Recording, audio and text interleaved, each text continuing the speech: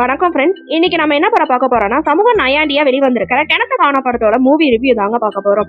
மறைந்த சுரேஷ் சங்கையா இந்த படத்தை டைரக்ட் பண்ணியிருக்காரு. அவரோட பாணிலேயே ரொம்ப யதார்த்தமாவே இந்த படத்துலயும் முயற்சி பண்ணியிருக்காரு. யோகி பாபு இந்த படத்துல ஹீரோவா பண்ணியிருக்காரு. ஒரு வறட்சியான கிராமம், அங்க இருக்கிற தண்ணி பிரச்சனை, அதுக்கப்புறம் ஒரு எதிர்பாராத திருப்பம், இதுதான் படத்தோட முக்கிய பகுதியா கட்டப்படுது. ராமநாதபுரத்துல ஒரு சின்ன கிராமம் இருக்கு. அங்க பயங்கரமான தண்ணீர் பஞ்சமா இருக்கு. குடி தண்ணிக்கு மக்கள் ரொம்ப கஷ்டப்படுறாங்க. யோகி பாபா அந்த ஊர் அம்மன் கோயில பூசாரியா வராரு. அவருக்கு கல்யாணம் பண்ணணும் அப்படின்னு ஆசை. ஆனா அந்த ஊர்ல இருக்க தண்ணி பிரச்சனையால அவருக்கு பெண் கொடுக்க யாருமே முன் வர்றது இல்ல. நாயகியா லவ்லின் வராங்க. அவங்களோட அப்பாவும் இதே காரணத்தை சொல்லி கல்யாணத்தை மறுக்கிறாரு. ஊர் மக்கள் எல்லாருமே சேர்ந்து தண்ணி பிரச்சனைக்கு ஒரு தீர்வு காணணும் அப்படின்னு போராடிட்டு இருக்காங்க. அப்போ ஒரு ஊர் பெரியவரான கவிஞர் விக்ரமாதித்யனோட இடத்துல ஒரு கிணறு தோண்டலாம் அப்படின்னு ஊர் மக்கள் எல்லாருமே முடிவு பண்றாங்க.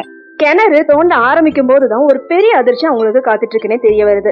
தண்ணி வரும்னு பார்த்தா அங்க டைனோசர் எலும்புகள் கிடைக்குது. அவ்வளவுதான், மொத்த ஊரே தலைகீழா மாறுது. சாதாரண கிணறு வெட்டும் வேலை இப்போ தொல்லியல் துறை அதிகாரிங்க கிட்ட போகுது. அரசாங்க அதிகாரிகள், போலீஸ், மந்திரி, தொல்துறை அதிகாரின்னு அந்த இடமே போர்க்களமா மாறுது. ஆனா பாவம், அந்த ஊர் மக்களுக்கு தேவைப்பட்ட தண்ணீர் மட்டும் கிடைச்ச பாடு கிடையாது. இந்த டைனோசர் எலும்பால அந்த ஊர் மக்களுக்கு என்னதான் ஆச்சு, அவங்க தண்ணீர் பிரச்சனை தீந்துச்சா இல்லையா, இன்னும் சிக்கலாதான் போகுதா அப்படிங்கறதான் படத்தோட மீதி கதை.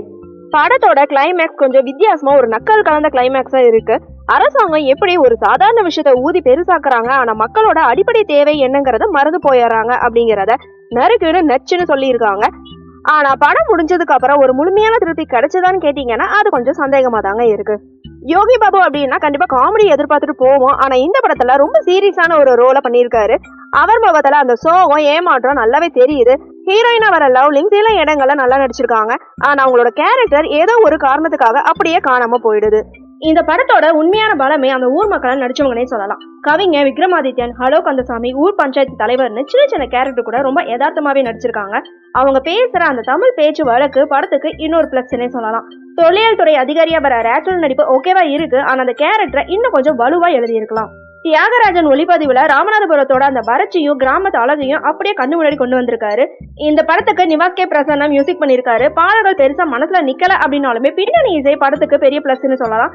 இயக்குனர் சுரேஷ் சங்கையா எளிய மக்களோட வாழ்க்கைய நையாண்டியா சொல்றதுல வல்லவர்னே சொல்லலாம். இந்த படத்துலயும் 100 நாள் வேலை திட்டம், அரசியல்வாதிகளோட போலித்தனம், இதெல்லாமே சூப்பரா கலாய்ச்ச மாதிரி எடுத்திருக்காரு. ஆக மொத்தத்துல கிணத்து காண படம் எப்படி இருக்குன்னு கேட்டீங்கன்னா ஒரு நல்ல கருப்பொருள் கொண்ட படம்னு சொல்லாங்க. அரசாங்கத்தை கேள்வி கேட்கறதும் கிராமத்து மக்களோட வழியை பேசுற படமா இருக்கு. ஆனா சினிமாங்கிறனால சில இடங்கள்ல கொஞ்சம் ஸ்லோவாவும் இருக்கு. யோகி பாபா இருந்துமே சிரிப்புக்கு பஞ்சமாவும் இருக்கு.